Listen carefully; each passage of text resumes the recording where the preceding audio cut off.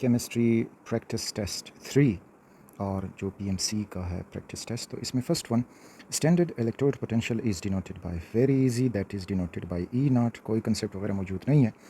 What is the coordination number of platinum in this compound, तो coordination number जो ligands हैं तो there are ammonia हैं, ammonia जो है वो 4 एमोनिया हैं, 1 नाइट्रो है और 1 क्लोरो है, सो this is coordination number is 6 in this compound. Limiting reactant control the amount of, तो लिमिटिंग रिएक्टेंट जो है रिएक्टेंट होता है, वो जब तक मौजूद होगा तो प्रोडक्ट बनेंगे, वो जब ख़त्म हो जाएगा तो प्रोडक्ट भी ख़त्म हो जाएंगे, तो control the amount of product, choice B. Which of the following element is not usually present in all proteins, यानी हर एक प्रोटीन में कौन सा एलिमेंट मौजूद नहीं होता। कार्बन मौजूद होता है, हाइड्रोजन भी, नाइट्रोजन, और सल्फ़र जो है वो हर किस्म के प्रोटीन में मौजूद नहीं होता। The biochemical process used in the synthesis of alcohol in the presence of yeast is called, so it is fermentation, so this is choice C, fermentation. First member of alkyne is called a stage, that is known as acetylene, तो यहाँ पे बाकी नहीं है, so acetylene या ethyne. BH3 has a geometry with HBH bond angle of 120, it's not 12, it is 120, तो ये होता है ट्रिगोनल प्लेनर, जब BF3 का बॉन्ड एंगल होगा, ये BF3, this is fluorine and here you will get 120 degree. Cyclic compounds consist of except, okay, alicyclic, ये भी साइक्लिक है, एरोमेटिक भी साइक्लिक होते हैं, acyclic compound not in cyclic nature, तो choice C is correct choice. Carbocyclic compound या homocyclic compound, तो choice C है। Metals look shiny and light falls on metal surface, collide with mobile electrons and make them dash, these electron give light when dash, okay, जब light electron पे पड़ेगी तो electron excite होंगे और excite होने के बाद डी एक्साइट होंगे, तो ये लाइट रिलीज करेंगे, so choice B is correct over here, excitation and de-excitation of electron occurs. Why phenol is more acidic than alcohol, तो फिनोल अल्कोहल से इसलिए मोर एसिडिक है कि फिनोक्साइड आयन में जो नेगेटिव चार्ज है वो रिंग पे सर्कुलेट करता है, तो इस वजह से, जबकि अल्कोहल में ROH इनका फंक्शनल ग्रुप होता है, तो नेगेटिव चार्ज इसी ऑक्सीजन पे कंसंट्रेटेड होता है, तो इस वजह से जो पॉजिटिव हाइड्रोजन है तो वो उसके साथ टाइटली बॉन्डेड होगा, निकलने नहीं देगा। Due to presence of resonance phenol, due to absence of resonance in alcohol, both A and B, and because phenol H। अच्छा, अब यहाँ देखें क्यों मोर एसिडिक है, due to presence of resonance phenol, yes ये भी करेक्ट है, and due to absence of resonance of in alcohol, ये भी ठीक है, so choice C is correct choice. If pressure and volume of a gas are variable while temperature remains constant, this belongs to, तो pressure और volume जब इनका relation जो है वो show क्या है Boyle's law ने, तो Boyle's law is this, at the same temperature pressure is inversely related to volume. SN1 reactions are favored by which of the following reactions? Water, benzene, carbon tetrachloride, carbon disulfide. SN1 reaction favors polar solvent, so choice A, water, is polar and all other choices are non-polar. SN1 reactions have which of the following species formed and consumed in the reaction? SN1 दो step में होगा, पहले step में carbocation बनेगा और दूसरे step में फिर उसके साथ वो रिएक्शन कर जाएगा SN1, एक ही दो स्टेप में होगा, तो ट्रांजिशन स्टेट, इंटरमीडिएट स्टेट, कार्बेनाइन और कार्बीन। अब यहाँ पे ट्रांजिशन स्टेट वो होगा जो वापस आ सके, रिएक्शन भी बना सके, प्रोडक्ट भी बना सके। इंटरमीडिएट वो होता है जो रिएक्शन के दौरान अपीयर हो जाए लेकिन फिर ख़त्म हो जाए। कार्बेनाइन कार्बन पे जब नेगेटिव चार्ज आएगा, कार्बीन जो है जब एक लोन पेयर वाला कार्बन मौजूद हो, तो यहाँ पे हमें मिलेगा इंटरमीडिएट, एक intermediate that is tertiary carbonium ion appear हो जाता है पहले स्टेप में और फिर दूसरे स्टेप में वो यूज़ होता है। Instantaneous rate of reaction is the rate at any instant of time, यानी छोटा सा टाइम का लम्हा, so that is 1 instant, 1 second, 1 minute, 1 millisecond, etc. Redox reaction are actually transfer of electrons, charges, energies, hydrogen ions. So redox reaction are actually transfer of electrons. जो electron loss करेगा oxidise हो जाएगा, जो gain करेगा तो वो reduce हो जाएगा। अब चार्जेस, जब इलेक्ट्रॉन लॉस होगा तो पॉजिटिव चार्ज आएगा, गेन होगा तो नेगेटिव चार्ज आएगा, तो इस वजह से charge depends on electron, so correct choice is electron. Which of the following acid solution is used for the seasoning of food?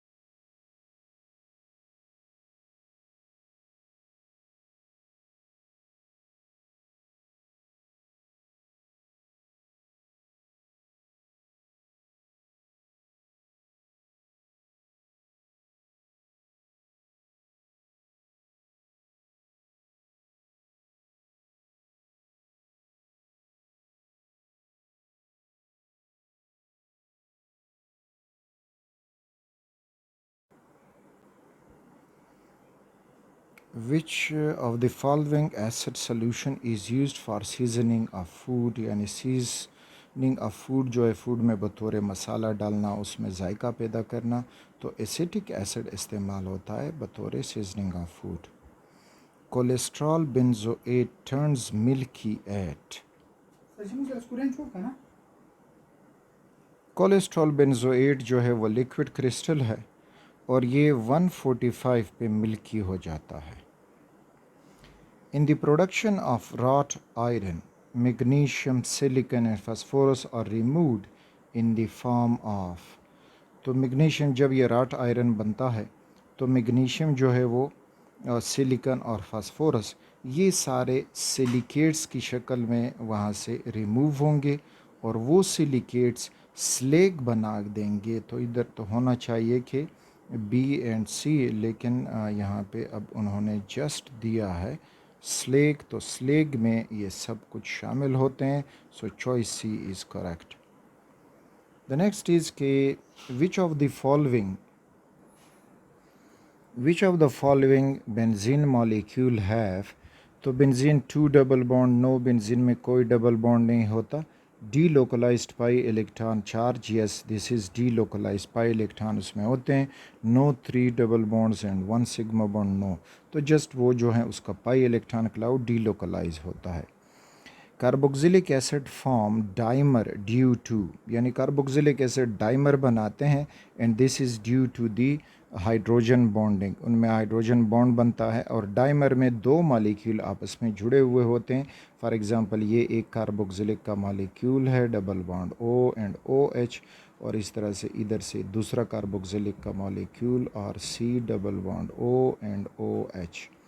अब यहाँ पे एक इसका कार्बोनाइल ऑक्सीजन और यहाँ पे हाइड्रोजन ये अट्रैक्शन करते हैं और इधर भी अट्रैक्शन शुरू हो जाती है, तो इस वजह से इसको डाइमराइजेशन कहते हैं. Activator of phosphate enzyme is magnesium ion. यहाँ पे A liquid crystalline state exists between the temperature, i.e. melting temperature and boiling temperature. इनके दरमियान में ये स्टेट हमें मिलेगा, that is boiling temperature. Plasma, the fourth state of matter, was identified by William Crook. First of all उसने discharge tube experiment में plasma identify किया. Acetaldehyde undergoes polymerization with concentrated H2SO4 and form paraldehyde. ये acetaldehyde का एक trimer होता है, तो वो पोलीमराइजेशन होकर ये पैराल्डिहाइड बनता है. There are just only a few stable compounds formed by noble gas like xenon. तो ये xenon difluoride, xenon oxydifluoride, xenon trioxide. So all of these are prepared by the xenon. Who attributed the deviation of real gases from ideal behavior? So very simple, that is van der Waals. So van der Waal equation is used to find the ideality or deviation of a gas from ideal behavior. An electron in an atom is completely described by its 2 quantum number, only 1 quantum number, 4 quantum numbers या 3 quantum numbers. तो complete description उसकी हमें 4 quantum numbers देता है. Enzyme are dash in nature. तो enzymes are proteins in nature. Very simple question. The properties of liquid crystal are intermediate between crystals and liquids. Crystal and liquid are intermediate between crystals and isotropic liquid. क्योंकि liquid crystal बसाते खुद anisotropic होते हैं, तो isotropic liquid फिर बन जाता है, तो क्रिस्टल और इनके दरमियान जो होगा isotropic liquid. Fraction of crude petroleum can be obtained by using fractional distillation. Very easy. In protein the hydrogen bonding is present between. अच्छा, कार्बन और हाइड्रोजन तो बॉन्ड नहीं बना सकते. क्लोरीन और हाइड्रोजन, इनका हाइड्रोजन बॉन्ड नहीं है. हाइड्रोजन बॉन्डेड टू ऑक्सीजन और बॉन्डेड टू नाइट्रोजन ये हैं, लेकिन अब कौन सा होगा? प्रोटीन में जो मेजर कंस्टिट्यूएंट है वो नाइट्रोजन है, तो NH का हाइड्रोजन बॉन्ड इसमें कॉमन.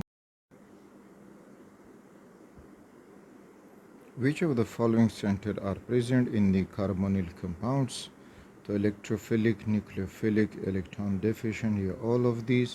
कार्बोनिल कंपाउंड्स में जो कार्बन डबल बॉन्ड O है, तो इसमें कार्बन जो है वो पार्शल पॉजिटिव और ऑक्सीजन पार्शल नेगेटिव। तो अब ये जो कार्बन है, इट इज़ न्यूक्लियोफिलिक सेंटर, कोई बाहर का न्यूक्लियोफाइल इसके ऊपर अटैक कर सकता है। So choice B is the correct choice. Shifting the position of equilibrium can be used to increase. Equilibrium को हम हमेशा कोशिश करते हैं कि इस तरह शिफ्ट करें ताकि यील्ड या प्रोडक्ट ऑफ द रिएक्शन ज़्यादा हो जाए। So choice C is over here.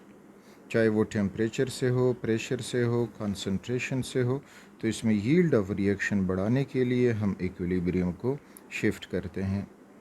Reduction of alkyl halide in the presence of zinc and mineral acid produces alkenes, alkanes, alkynes and alcohol. तो remember alkyl halide यानी RX, और अगर हम इसका reduction करें with zinc in the presence of HCl, तो इससे RH alkane बन जाते हैं। So choice is B. Next जो है that is an aromatic compound that can obtain from coal tar is। तो रिमेंबर कोल tar जो है ज़्यादातर इसमें एरोमेटिक कंपाउंड होती हैं, और इससे हम अगर हासिल कर सकते हैं तो बेंजीन, फिनोल, टॉल्यूइन और साथ में डाईफिनाइल ईथेन। तो इसमें ज़्यादातर आपको मिलेगा फिनोल और इसके कंपाउंड्स। तो ये choice C. Polymerisation of ethene produce which of the following polymer. Very easy है। तो ये पॉली इथाइलिन जो है, अगर हम इथीन की पोलीमराइजेशन करें so we will get polyethylene. Which of the following has positive value. Heat lost by the system, work done on the system, work done by the system, positive change in internal energy when heat lost by the system। अच्छा, यहाँ पे आप ये याद रखें कि ये system है और यहाँ पे हो गया है सराउंडिंग्स। जो चीज़ सराउंडिंग से सिस्टम की तरफ जाएगी वो हम लेंगे पॉजिटिव, और जो सिस्टम से सराउंडिंग की तरफ आएगी तो वो लेंगे हम नेगेटिव। तो केमिस्ट्री में हम सराउंडिंग पॉइंट ऑफ व्यू से, सिस्टम पॉइंट ऑफ व्यू से सराउंडिंग को स्टडी करते हैं। फ़िज़िक्स में सराउंडिंग पॉइंट ऑफ व्यू से सिस्टम को स्टडी किया जाता है। तो heat lost by the system ये नेगेटिव होगा, work done on the system तो ये पॉजिटिव होगा, work done by the system तो ये नेगेटिव होगा, और positive change when heat lost by the system तो ये भी नेगेटिव होगा इंटरनल एनर्जी में। So work done on the system यहाँ पे हम इसको पॉजिटिव लेंगे। If the concentration of reactant in a chemical reaction is unity, the rate constant is called specific rate constant। जब कंसंट्रेशन यूनिटी होता है तो इसको हम स्पेसिफिक रेट कांस्टेंट कहते हैं, और इस दौरान रेट की जो भी वैल्यू होगी वो के की वैल्यू हो जाएगी, क्योंकि रिएक्टेंट जो यूनिटी हैं यानी 1 यूनिट उनका कंसंट्रेशन है। Which one will need maximum energy to remove its 1 electron। अच्छा, अब अगर हम सोडियम के टाइन से निकालेंगे, इधर कैल्शियम जो है उससे हम इलेक्ट्रॉन निकालेंगे, पोटाशियम से इलेक्ट्रॉन निकालेंगे, और यहाँ पे कार्बन 2 पॉजिटिव है उससे इलेक्ट्रॉन निकालेंगे, तो which will need maximum energy to remove its 1 electron. इनमें अगर हम देख लें सोडियम और पोटाशियम, तो सोडियम है और पोटाशियम है, फिर कैल्शियम वो दे चुके हैं, तो कैल्शियम हमें इधर मिलेगा सेकेंड ग्रुप में, और उसके बाद कार्बन है तो वो हमें मिलता है इधर 4th ग्रुप में, और उसके ऊपर पॉजिटिव चार्ज भी है।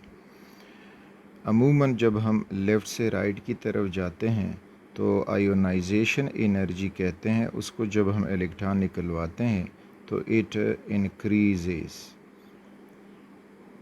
तो इसका मतलब है कि कार्बन से जब हम इलेक्ट्रॉन निकालेंगे तो ये जो है मैक्सिमम एनर्जी रिक्वायर करेगा, लेकिन कार्बन 2 पॉजिटिव हो जाए तो मज़ीद इसको ज़्यादा एनर्जी रिक्वायर्ड होगी उससे ये इलेक्ट्रॉन निकलवाने के लिए। तो the choice is D. Reaction of vinyl acetate with HCl produces. अच्छा, वाइनल एसीटेट जो है वो HCl से रिएक्शन करे तो पॉलीमर बनते हैं, लेकिन कौन सा पॉलीमर बनेगा इनमें से? तो वाइनल एसिटाइलिन HCl के साथ, तो इससे जो पॉलीमर प्रोड्यूस होता है दैट इज़ क्लोरोप्रीन। अब केकी के बुक्स में इतना डिटेल से ये नहीं दिया गया है। Vinyl CH2 double bond CH, ये ग्रुप वाइनल कहलाता है, और फिर जाके इसके साथ एसिटाइलिन है तो C ट्रिपल बॉन्ड CH। अब जब ये HCl के साथ रिएक्ट करेगा तो ये HCl, और यहाँ पे ये पाई बॉन्ड टूटेगा, तो जब ये पाई बॉन्ड CH की तरफ टूट जाएगा तो यहाँ हाइड्रोजन अटैच हो जाएगा, क्लोरीन जो है सेकंड कार्बन के साथ बॉन्ड बना देगा, तो CH2 double bond CH, sorry it is double bond CH है, उसके बाद फिर C डबल बॉन्ड CH, और इसके साथ क्लोरीन अटैच हुआ, और इसकी फिर फर्दर जब पॉलीमराइजेशन होती है तो फिर इससे ये क्लोरोप्रीन पैदा होगा। अब वो कैसे पॉलीमराइजेशन हो जाएगी, तो यहाँ पे देखें ये जो डबल बॉन्ड है सिंगल हो जाएगा, तो CH2 सिंगल बॉन्ड CH, फिर C उसके साथ chlorine, again single bond CH, और इस तरह से ये आगे बॉन्ड बनाएगा, ये इधर से बॉन्ड बनाएगा, so we will get chloroprene the polymer. Carboxylic acids are formed by the hydrolysis of dash। तो जो भी कार्बोक्सिलिक एसिड डिराइवेटिव्स हैं उनकी अगर हम हाइड्रोलिसिस करेंगे तो उससे कार्बोक्सिलिक एसिड बनेंगे।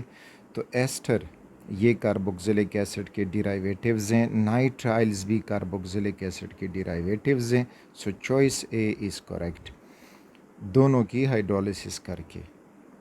विच of the species has a permanent dipole moment. तो अब यहाँ पे देखना होगा कि किसकी कुछ ज्योमेट्री जो बनेगी तो उससे हमें पता चलेगा कि ये जो है डाइपोल यानी पोलर है, जिसका डाइपोल मोमेंट होगा तो वो पोलर होगा। अब यहाँ पे आप लोग थोड़ी सी तवज्जो दे जाएं, सल्फ़र टेट्राफ्लोराइड। तो अब इसका जो अगर हम शेप्स बनाएंगे तो वहाँ से हमें पता चलेगा कि कौन जो है वो पोलर है, और इस तरह से परमानेंट डाइपोल मोमेंट रखेगा। तो सल्फ़र हेक्साफ्लोराइड अगर मैं बनाऊँ तो सल्फ़र यहाँ पे 4 बॉन्ड बना चुका है फ्लोरीन से, फ्लोरीन, फिर इस साइड पे फ्लोरीन और फ्लोरीन, और ये हुआ उसका एक लोन पेयर। ये मैंने कैसे बनाया, यहाँ पे फ्लोरीन और सल्फ़र में सिंगल बॉन्ड बनता है, तो ये हुए इनके बॉन्डेड इलेक्ट्रॉन्स, अगले फ्लोरीन के साथ बॉन्डेड सिंगल बॉन्ड और सिंगल बॉन्ड। तो अब अगर मैं गिन लूँ तो सल्फ़र जो है 1 2 3 4 5 6 इलेक्ट्रॉन उसके पूरे हो गए हैं। तो उन 6 में से 4 इलेक्ट्रॉन वो बॉन्डिंग में इस्तेमाल कर चुका है, एक लोन पेयर उसका रहता है। अब इसका ये जो इसको कहते हैं सीसा शेप, तो सीसा शेप की वजह से सल्फ़र जो है वो एक इंच साइड पे है, यानी अगर आप इसको ड्रा करेंगे तो आप कुछ यूँ हासिल कर जाएंगे इस फॉर्म में, ये एंड इसका पॉजिटिव है और बाकी जो एंड हैं ये उसका नेगेटिव है। तो ये एक पोलर मॉलिक्यूल है जो परमानेंट डाइपोल रखेगा। अब आप लोगों की नॉलेज के लिए अगर हम सिलिकॉन टेट्राफ्लोराइड बनाएं तो सिलिकॉन जो है वो 4th ग्रुप का मेंबर है और इसके आखिरी शेल में 4 इलेक्ट्रॉन हैं और एक फ्लोरीन इसके साथ बॉन्डेड है, यहाँ पे बॉन्डेड हुआ, नेक्स्ट यहाँ पे बॉन्डेड और इस तरह से यहाँ पे बॉन्डेड और यहाँ।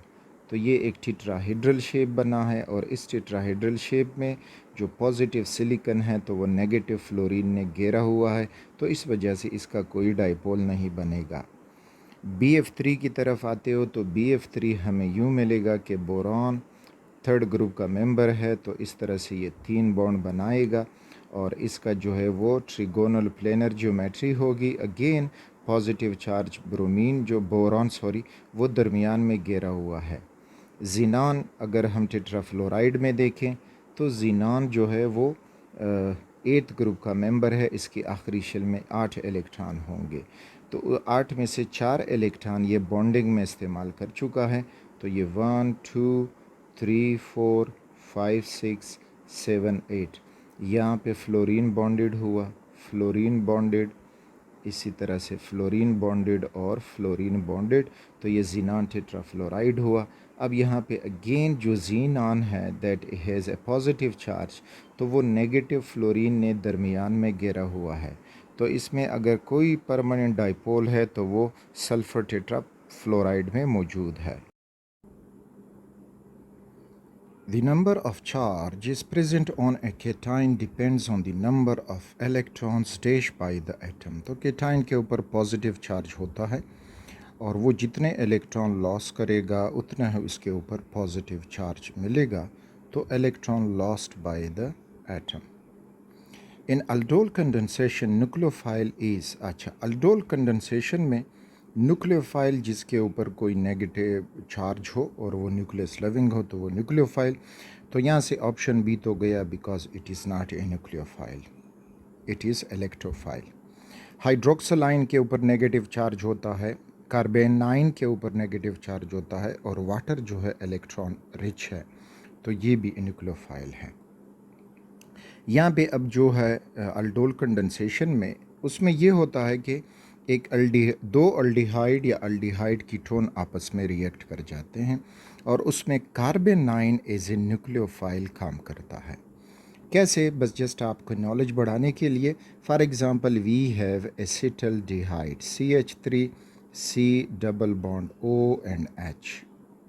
इसका रिएक्शन किसी दूसरे एसिटल्डिहाइड के साथ किया जाता है, तो पहले स्टेप में ये होगा कि यहाँ पे कोई बेस हम इस कैटलिस्ट इस्तेमाल करेंगे, तो बेस की तरफ से जो हाइड्रोक्सल आयन होगा वो ये अल्फ़ा हाइड्रोजन यहाँ से अपने साथ रिमूव करेगा, कुछ इस फॉर्म में रिमूव करेगा कि सपोज़ करें ये मैं CH2 कर देता हूँ और ये वो अल्फ़ा हाइड्रोजन है इस फॉर्म में।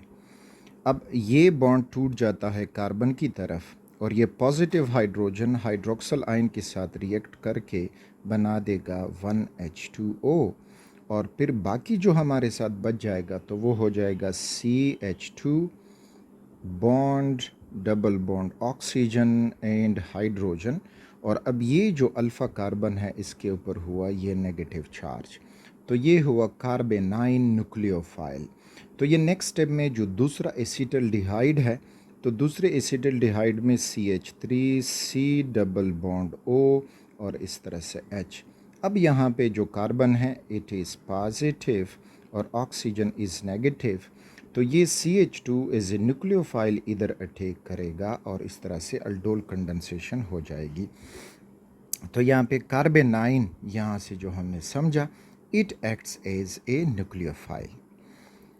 The next one, the oxidation number of nickel in निकल टेट्राकार्बोनाइल निकल, तो इसमें ऑक्सीडेशन नंबर निकल का क्या होगा। तो अब अगर हम कार्बोनाइल को देखें तो कार्बोनाइल जो है वो न्यूट्रल लिगेंड है, it has a zero oxidation state और एज ए होल स्फीयर के ऊपर भी कोई ऑक्सीडेशन स्टेट नहीं है, तो इसका मतलब है कि सॉरी यहाँ पे ऑक्सीडेशन नंबर ऑफ निकल जो है वो हमारे पास बन जाता है 0, लेकिन इन्होंने यहाँ पे 0 नहीं दिया, तो ऑक्सीडेशन नंबर ऑफ निकल यहाँ पे 0 इन्होंने नहीं दिया। अब अगर इनका है कि कोऑर्डिनेशन नंबर, अगर ये कह रहे हैं कि कोऑर्डिनेशन नंबर, तो कोऑर्डिनेशन पे नंबर फिर यहाँ पे 4 कार्बोनाइल हैं जो मोनोडेंटेट लिगेंड्स हैं, तो फिर कोऑर्डिनेशन नंबर इसका 4 बनेगा। अगर ऑक्सीडेशन नंबर इसका वाकई क्वेश्चन में दिया गया है तो मीन्स कि यहाँ पे इसका ऑक्सीडेशन नंबर 0 बनता है, तो 0 हमारे चॉइसेस में नहीं दिया गया। So this is an a mistake. The next one, which of the following is not a mixture of hydrocarbons? Okay, candle wicks, paraffin oil, kerosene oil and vegetable ghee. Remember, vegetable ghee is not mixture of hydrocarbon, बल्कि vegetable ghee जो है ये हमारे पास बनता है, तो vegetable घी जो है ये मिक्सचर ऑफ हाइड्रोकार्बन नहीं है, बल्कि फैट्स वगैरह इसमें भी शामिल होते हैं। केरोसिन ऑयल हाइड्रोकार्बन का मिक्सचर है, कैंडल वैक्स हुआ, पैराफिन ऑयल हुआ, तो ये सारे।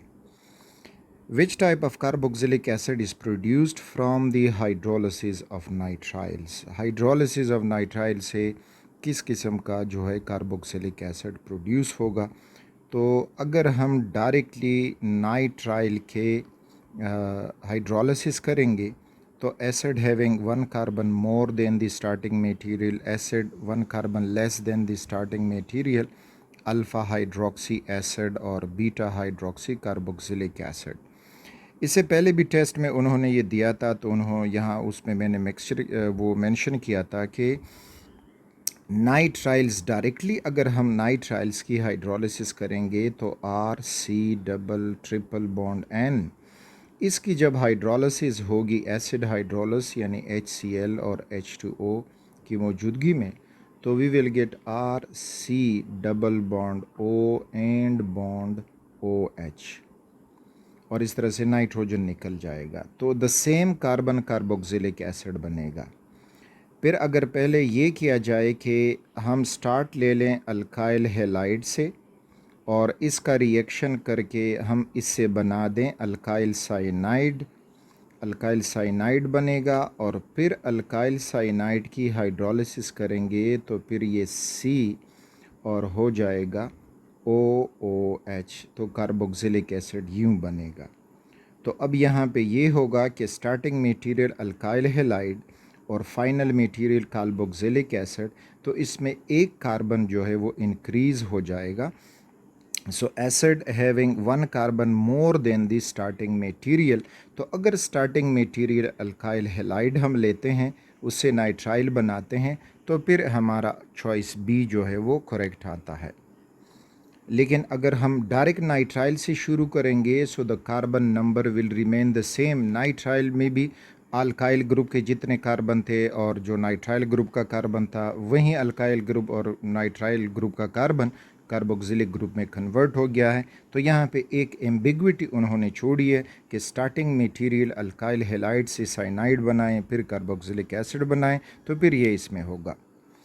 Dipole forces has direct relation with the, तो डाइपोल फोर्सेस जो है वो इंटरमॉलिक्यूलर फोर्सेस होती हैं।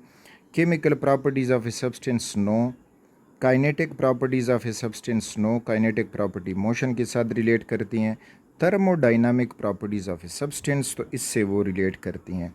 थर्मोडाइनामिक प्रॉपर्टीज़ में बॉइलिंग पॉइंट हुआ, मेल्टिंग पॉइंट हुआ, जिसमें हीट रिक्वायर्ड हो, they are thermodynamic properties. Heat of sublimation, vaporisation वगैरह, तो इस पे ये डिपेंड करेंगी। अगला जो है वो क्रिटिकल टेम्परेचर है।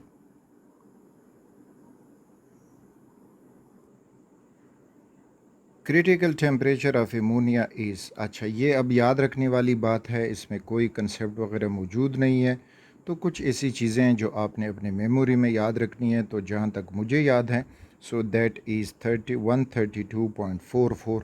क्रिटिकल टेम्परेचर वो होता है जिसके पहुँचने पे गैस जो है वो लिक्विफाई होना शुरू हो जाता है, तो that is critical temperature. The alcohol which are resistant to oxidation reactions are, तो very, a compound has an empirical simple formula C2H2O. If the experimental molecular weight is found to be in the range of 16 to 17, there is some ambiguity over here. इतना तो उसका नहीं बनेगा। The molecular formula of this compound is, तो इसका molecular formula क्या होगा? पहले तो मॉलिक्यूलर फार्मूला के लिए सिंपल स्टेप्स हैं। एक उस कंपाउंड का हमें एम्पेरिकल फार्मूला चाहिए, तो वो तो दिया गया है कि C2H2O। दूसरा उसका जो है मॉलिक्यूलर या वेट चाहिए, मॉलिक्यूलर मास चाहिए, तो उसका जो मॉलिक्यूलर मास या वेट हमें दिया गया है दैट इज़, अब ये 16 और 17, ये हो सकता है कि 160 और 170 हो, तो इट में भी चले लेते हैं इसको 170। The molecular formula of the compound, तो कंपाउंड का मॉलिक्यूलर फार्मूला अब क्या होगा? तो मॉलिक्यूलर फार्मूला फाइंड करने के लिए पहले आप एम्पेरिकल फार्मूला मास मालूम कर दो। तो C2H2O, कार्बन 2 हैं और एक का मॉलिक्यूलर मास एटॉमिक मास 12 होता है, सॉरी, तो 12 दूनी 24 हो गया है, और हाइड्रोजन 2 हो गए हैं, एंड ऑक्सीजन इज़ 16। तो ये आप जमा करोगे तो ये 30 और 40 42, तो 42 इसका मॉलिक्यूलर मास हुआ। उसके बाद फिर आप मालूम करोगे n मल्टीप्लिकेशन फैक्टर है, तो ये मालूम होगा कि molecular mass divided by empirical formula mass. तो मॉलिक्यूलर मास जो है हमने 160 कंसीडर किया, और एम्पेरिकल फार्मूला मास जो है वो 42 है। तो अब अगर हम इसकी डिवीज़न करना शुरू करें, तो मोलर मास को जब एम्पेरिकल फार्मूला पे हम डिवाइड करना शुरू करेंगे, तो ये हो जाएगा 160 और ये हो जाएगा 42। तो फर्स्ट ऑफ ऑल 3 से अगर हम कर दें तो ये 3 2 6 हो जाएगा, और 3 4 12। अब यहाँ पे 10 से 6 तो ये हुआ 4, 5 से 2 तो हुआ 3, तो फिर पॉइंट लग जाएगा, 0 लगा दें। और अब अगर हम 8 से ट्राई करते हैं तो 8 दूनी 16 और 8 छः 32 और ये हुआ 33, तो ये बस 3.8। तो n की जो वैल्यू है वो 3.8 समथिंग, यानी राउंड ऑफ करके ये हमें 4 मिल जाएगी। तो ये हुआ n की वैल्यू। अब n जो है उसको मल्टीप्लाई करो एम्पेरिकल फार्मूला से, दैट इज़ C2H2O। तो 4 जब इससे मल्टीप्लाई होगा तो 4 इंटू C2H2 एंड O, तो ये हो जाएगा, कार्बन हो जाएंगे 8, हाइड्रोजन हो जाएंगे 8 और ऑक्सीजन हो जाएंगे 4। और अब हम मैच करते हैं अपना आंसर कि कहाँ पे मैच होगा। तो ये हमारे पास मैच हो रहा है ट्रू चॉइस सी, C8H8O4, तो इससे ये मैच हो रहा है। अब अगर इससे ये मैच नहीं हो रहा और आप कंफर्म करना चाहते हैं, तो हमने मोलर मास जो है वो 160 या 170, उन्होंने 16 दिया है, 17 नहीं, इतना तो नहीं हो सकता।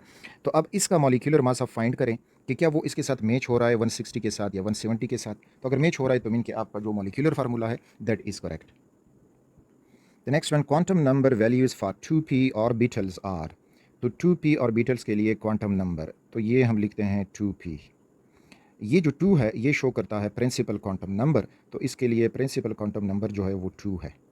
p सबशेल है, तो इसके लिए इज़ीमुथल क्वांटम नंबर की वैल्यू होती है 1। तो 2 1 हमारा आंसर होना चाहिए, और ये मैच कर रहा है 2 choice A. Fluorine has highest electronegativity value that is, तो बस ये फ्लोरीन की एक पॉपुलर वैल्यू है, यूनिवर्सल वैल्यू है, तो वो है 4। तो SS bond is present in which of the ion pair. First of all S2O7 का स्ट्रक्चर ड्रा करते हैं। तो S2O7 सल्फ़र जो है वो 6 बॉन्ड बना सकता है, तो double bond oxygen, double bond oxygen, single bond oxygen negative. और उसके बाद फिर जो है आपको मिलेगा सल्फ़र ऑक्सीजन, फिर जाके sulphur, double bond O, single bond oxygen with negative charge and double bond O। तो ये लुईस स्ट्रक्चर ड्रा करने के लिए आप लोगों ने थोड़ा सा प्रैक्टिस करना होगा। तो इस कंपाउंड में हमें सल्फ़र का जो बॉन्ड है वो नज़र नहीं आ रहा। नेक्स्ट जो है S2O3 2 नेगेटिव, तो इसको अगर हम ड्रॉ करने की कोशिश करेंगे तो ये सल्फ़र, डबल बॉन्ड O हुआ, double bond O, single bond O और उसके ऊपर नेगेटिव चार्ज। और अब सल्फ़र ने बॉन्ड बनाए 4, 5वां बॉन्ड इसका अब रहता है, अच्छा सॉरी, यहाँ पर भी एक सिंगल बॉन्ड बनेगा, over here this is a single bond, और डबल बॉन्ड सल्फ़र के साथ ये बना जाएगा। तो इस तरह से S2O3, तो इसमें हमें एक सल्फ़र का बॉन्ड मिल रहा है, तो ये हुआ। लेकिन वो कह रहे हैं कि दोनों पेयर्स में, अब जब हम चॉइस बी को देखेंगे तो चॉइस बी में S2O7 में नहीं है, तो ये हमारा चॉइस नहीं हुआ, क्योंकि उसमें नहीं है, तो इसमें अगर हो ना हो फिर भी हमारा ये चॉइस नहीं है। यहाँ पर S2O7, अब S2O7 में हमने ड्रा किया कि नहीं है, तो दोनों पेयर में ही नहीं होगा या होगा, लेकिन एक में नहीं है, तो इस वजह से ये भी हमारा चॉइस नहीं है। तो चॉइस जो बचता है तो दैट इज़ चॉइस डी। और अब देखते हैं कि S4O6 में सल्फ़र बॉन्ड मौजूद है कि नहीं है। तो S4O6 में सल्फ़र डबल बॉन्ड O और सिंगल बॉन्ड O नेगेटिव। उसके बाद फिर जो है अगला सल्फ़र दूसरा, तीसरा और ये हुआ चौथा sulphur, double bond O and single bond O negative. तो इस तरह से इस चॉइस में S2O3 उसमें हमने इधर देखा कि सल्फ़र सल्फ़र बॉन्ड मौजूद है, और S4O6 उसमें हमने इधर देखा कि सल्फ़र सल्फ़र डबल बॉन्ड मौजूद है। Next one, the nature of amorphous solid is isotropic, no they are anisotropic. तो बस बाकी ऑप्शन देखने की ज़रूरत ही नहीं है। Choice B, enzyme speeds up the reaction up to. अच्छा, अब ये मुझे भी याद नहीं है कि वो कितना रिएक्शन जो है तेज़ करते हैं, 10 टाइम्स तेज़ करते हैं, 10 टाइम्स 20, ये तो you can see it in your book and I don't remember this at this point, so this is why this is for you. So this was about the test 3 जो practice test है। Next देखते हैं test जो भी हमें मिलेगा।